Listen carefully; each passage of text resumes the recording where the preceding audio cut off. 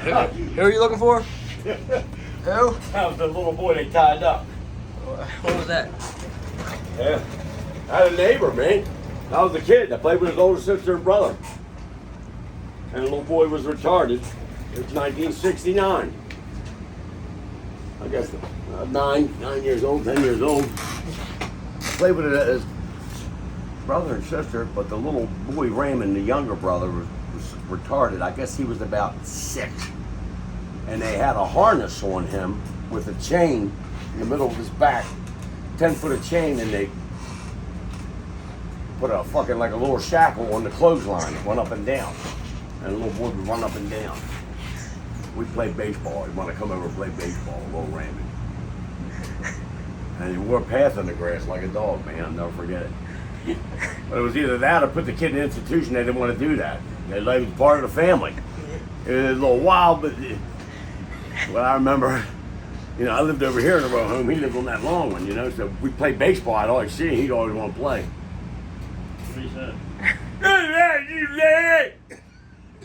After that little guy, man, it'd be 110 degrees out in the sun all day, man. Had a little bowl of water for him. But when I went over to his house and I'd go knock on the door, you know, play ball, grab somebody, he could come over and get me, you know. He'd come over and he was all, hey. I'm like, hold on, Raymond. He was strong too, man. Yeah, But those were the days you didn't incarcerate. You took care of your family. He was part of the family. And he run up and down like a fucking German Shepherd. And you could get away with that back then. You could do that in the 50s and 60s. You see that in America today? They'd lock them motherfuckers up, wouldn't they? Throw them in jail. You could do that back then. That's how things have changed. Well, I'll never forget it. what would you do if that was your kid? Would you put him in an institution? I wouldn't do that to him, but I wouldn't give my kid up. No. What would you do? No, I'd take care of my 2 boys. No, I wouldn't do that. No, I'm their father. I'd take care of them as long as I could. You know what I mean? Everybody's not.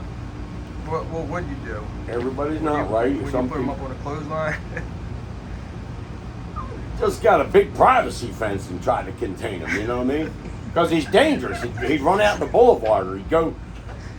You know, Shotty Eckstein had that killer fucking Doberman Pinscher. He'd want to go play with him and shit. And then there was the one motherfucker had that big, what do they call that big Saint Bernard? And he'd want to go up and pet the Saint Bernard. And already mauled the little girl, took her fucking head off, ran over there, hey, trying to give him a fucking dog treat and shit. Come out of that motherfucker with no head. And they had to just chain him up and contain him. That's all they wanted to do. They didn't try to be mean to him. But it was hot a couple days, man. He'd be out there all day long. I guess Mom didn't want him in the house because he wasn't wound up. I'll never forget him. He had a wiffle, Raymond Stuckey. No shirt on, pair of shorts, no shoes. Run up and down that motherfucking clothesline. Had a little fucking shackle on that motherfucker. Tough as fucking nails. Little boy tough as nails. He'd have been a running back for the Dallas Cowboys. You'd never heard that motherfucker. But that was the fucking, that's the era I grew up in, brother. The way it was back then. My uncle was like that. You didn't give your kids up. My uncle was, he had the mind of a 6-year-old. Yeah. And she, like you say, strong as a motherfucker. He picked kids, we was swimming, he fucking picked kids up by the fucking neck. Yeah. Throw them in the swimming pool. Kids, they wouldn't jump in the pool, he'd pick them up. He bail up the tree with Yeah. one arm. Now look at the kids. father is sitting there Look at with the kids that got autism. Now these, you know, they used to give up on them. Now they're training these kids. They can work at McDonald's. They got Special Olympics for them. I mean, if you help them out, you'll be okay. You know what I mean? And these parents ain't giving up on their kids. No, I don't believe in giving up on your family. I'm not a quitter. I'll help you as long as I can, brother. And And you go after mom with a knife or something, you get violent, then I'd give up on you. But if you understood love, then I would keep them around. I would. My grandparents were, they wanted, when they passed away, that was their one wish, make sure. But you figure, look at Alzheimer's. You can get Alzheimer's disease and forget who you are. You know what I mean, Kev? You be 60, I could be in a diaper next week. Not even know who the fuck I am. be sitting in the corner. I would want the old lady to put me in a home. You know, put me out on the deck somewhere. Let me watch the ships come in. You can build a little cage around me, but they'll put me in Spring Grove. The motherfuckers out there sodomizing me and shit. I'm like, Daddy, what's a lollipop? Wow. I don't like that lollipop. You don't know what they'll do to you in there. Motherfucking knuckleheads. Yeah, come out here with a fucking asshole big as that 5-gallon bucket. What happened with Joe?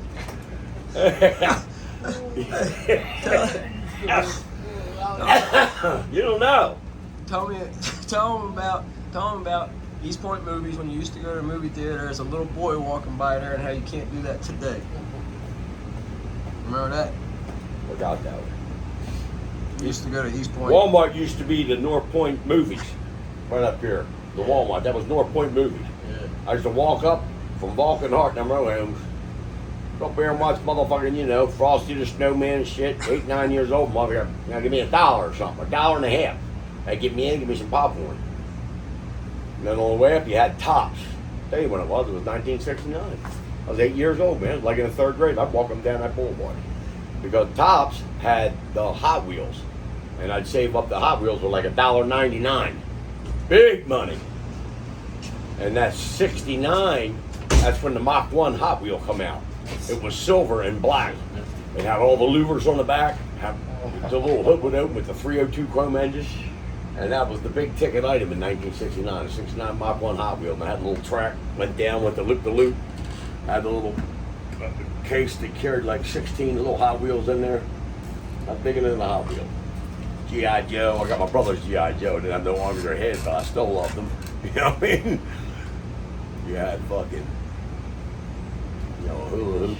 You wasn't much around there. You had to get creative. So by the time you were 12, you know, I was going across the boulevard building tree forts.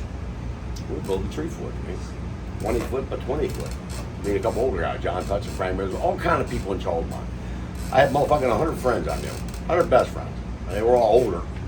But we had a 20 by 20 tree fort, and it was 2 stories high, flat roof. But coming up, we had a hole cut where you had a ladder, and you could climb the ladder and then pull the ladder up, and then put a little hatch on there where you couldn't get in there, you know what I mean? You used to walk that boulevard though at 8 years old? Walk that boulevard 8 years old, yes, from Vulcan Hart to fucking Walmart. That was the movie theater. And the flea market was Tops. And the dollar store was A&P Supermarket. Yeah, and all the way down the other end was Holiday Spa. You couldn't do that nowadays. 8-year-old? No. No, it was a different world back then. Wasn't the predators and all these fucking crackheads and shit. You would probably go to the liquor store and get your mom a pack of smokes and a case of I would beer. go for the neighbor's Miss Ann. Yeah, I'd make like a quarter. I'd take all their money, Miss Ann, Miss Marge, my neighbors. They'd go give me back a cigarette, Joe, call along. I'd make a quarter. And then in between, when you cross the boulevard, the North Point Boulevard, traffic each way in the middle, you get your Coke bottles, your 7-Up bottles, you get a nickel deposit on them.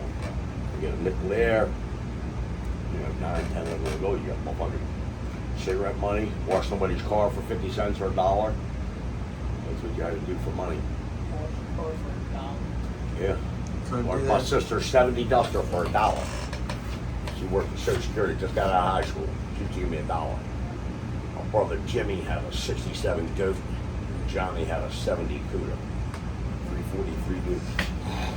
Then they started moving out. Johnny lived out, but he kind of bought the car. Mother had a Colonial Park station wagon. The wood grain. Wood grain. Had a white one first, then she got a big blue one. Yeah. There were 5 of them. But when I walked across to get in them woods, you know, you come home from school, 2:30, whatever it was, that was shift change at the point. You sit there and you watch them cars go. I mean, that took a while, man. And that's when the cars had the red wheels on them. 1970, the EPA come out in 74. That's when the cars started getting clean coming out of the point. And 74 is when they shut down all the houses inside Buffalo Steel. They used to have townhouses down there. Grocery stores, bowling alleys. Danny Smith, my good friend, died a couple months ago. He was born and raised here. Until 74, they wanted to marry. Yep.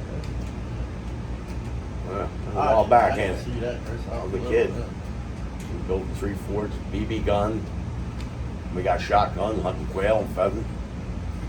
Little 410. Go all the way back. And the shit factory was owned by one man. It was Rob Tyler. And that would all freeze over. We'd take Volkswagens out there and play ice hockey. And the fucking rectifiers, where they rectified the piss, that was like 12 inches. It was a big circle. We'd walk around that motherfucker. Never fell in. Then we'd hop a train and then ride it up to East Point Mall. You know what I mean? And walk back. Rode our dirt bikes there. Trails all there, all the way down to Lyndhurst. From Lyndhurst to East Point Mall, there was trails up and back there. Now all Lyndhurst, you go on Lyndhurst off North Point Boulevard, make it right there before the overpass. That was all wood. That was all motocross tracks back there. On Bear Boulevard, behind the Giant, across the street from Aldi's and the Giant there, all that, that was called Clay Hill. That was all fucking dirt bike. That had a 90-foot hill up there, man. I was running 125 Indian. And then you could go over to Quad Avenue. Quad Avenue was all fucking, all kind of place. You had a dirt bike, you had all kind of places to go. You know what I mean? Now you got nowhere to go. Like these kids running the street. Moving really slow all of a sudden. We had some fucking trails.